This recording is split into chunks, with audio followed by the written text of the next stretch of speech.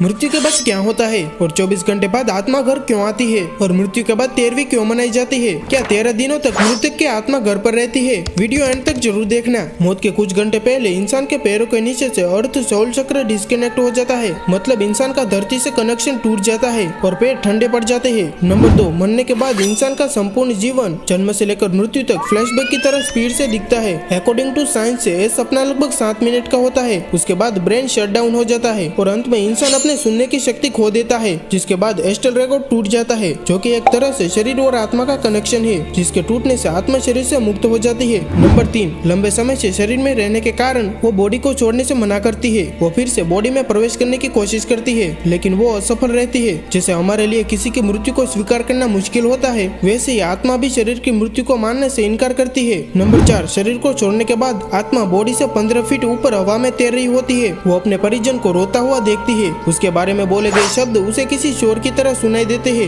Number 5, Hindu ग्रंथों के अनुसार रात को अंतिम संस्कार नहीं किया जाता, उसे सूर्य देव की पहली किरण के बाद ही जलाया जाता है। अगर किसी व्यक्ति का अंतिम संस्कार रात को किया जाए तो उसकी आत्मा प्रेत योनि में प्रवेश करती है, जिसके बाद वो सदा के लिए हमारे डायमेंशन यानी कि आयाम में भटकती रहती है। नंबर 6, मृत्यु के बाद शव को एक पल के लिए भी अकेला नहीं छोड़ा जाता। अगर शव को रात भर घर में रखा जाए तो संपूर्ण परिवारजन रात भर जागते हैं। एक बार एक गाँव में एक शव को कुछ पल के लिए अकेला छोड़ दिया गया। उसके बाद बाहरी प्रेतों ने उस शव के ऊपर कब्जा कर लिया और मृत बॉडी ने पूरा गांव जला दिया। गांव में हनुमान जी का एक मंदिर था। भूतों प्रेतों से भरी हुई बॉडी जैसे ही हनुमान जी के मंदिर के सामने से गुजरी, उन आत्माओं ने हनुमान जी की मूर्ति को देखा और फिर डर कर उस बॉडी को छोड़ दिया। तब से लेकर आज तक कोई भी डेड बॉडी को अकेले छोड़ने की गलती नहीं करता। नंबर 7, अंतिम समय में 2 यमदूत आते हैं। वो मरने वाले के साथ जैसा उसने संपूर्ण जीवन लोगों के साथ व्यवहार किया था, ठीक वैसा ही व्यवहार उसके साथ करते हैं। अगर मरने वाला अच्छा आदमी है तो वो इजीली प्राण त्याग देता है, परंतु वो पापी है तो यमदूत के टॉर्चर से तड़प तड़प कर मरता है। नंबर 8, जिसके बाद आत्मा को एक प्रकाशमय गुफा से होते हुए यमदूत यमलोक लेके जाते हैं। रास्ते में वैतरणी नदी को पार करते हुए आत्मा को जाना होता है। ये नदी आग से लथपथ होती है। जिसने अच्छे कर्म किए हैं वो इजीली इस नदी को पार कर लेता है, लेकिन यदि कोई पापी व्यक्ति है तो उसे काफी पीड़ा भोगनी पड़ती है। नंबर 9, जिसके बाद उस आत्मा को यमराज के सामने खड़ा कर दिया जाता है। फिर चित्रगुप्त जी उस आदमी के पाप और पुण्य का लेखा जोखा यमराज के सामने रखते हैं। उसी कर्म के आधार पर उसे स्वर्ग या नर्क भेजा जाता है। गरुड़ पुराण के अनुसार कुल 36 प्रकार के नर्क है। यहाँ पर बताई गई यातनाएं किसी की कल्पना से भी खतरनाक है। नंबर 10, यदि कोई व्यक्ति सुसाइड यानी कि आत्महत्या करके प्राण त्यागता है तो उसे और भी कठिनाई सहनी पड़ती है, क्योंकि उसने निर्धारित समय से पहले ही हार मान ली। ये शरीर हमारा नहीं है, एक किराए का मकान है जो हमें कुछ समय के लिए मिला है। ये मिट्टी का है और एक दिन मिट्टी में ही मिल जाएगा। इसलिए don't die before you are dead, मरने से पहले कभी मत मरो। अंतिम समय में राम नाम सत्य है इसीलिए बोला जाता है, क्योंकि वही संपूर्ण जीवन का सार है। श्री राम ही सर्वश्रेष्ठ है,